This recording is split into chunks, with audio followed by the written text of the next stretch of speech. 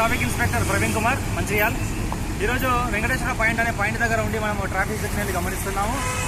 So ఏ విధంగా మనం signal jump చేస్తున్నాం అనేది ఒకసారి గమనిస్తాం. సో ఇప్పుడు ఒకసారి గ్రీన్ పల్స్ చూడండి. సో రెడ్ సిగ్నల్ పడ్డ తర్వాత ఎన్ని వాహనాలు సిగ్నల్ జంప్ చేస్తాయో చూడండి.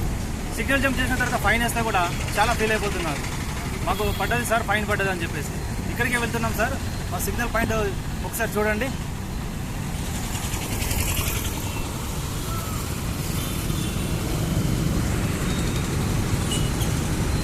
సో ఇలాంటి సందర్భంలో కంపల్సరీ యాక్సిడెంట్కు గురవుతాం. ఎందుకంటే రెడ్ సిగ్నల్ పడ్డది కదా అని చెప్పేసి ట్రాఫిక్ ఆగాల, కానీ వేరే సిగ్నల్ గ్రీన్ వాళ్ళు ఏం చేస్తారు, మాకు గ్రీన్ పడ్డది కానీ వాళ్ళు ముందుకు వచ్చేస్తారు. సో తెలియకుండా అది ఒక యాక్సిడెంట్గా జరిగిపోతుంది.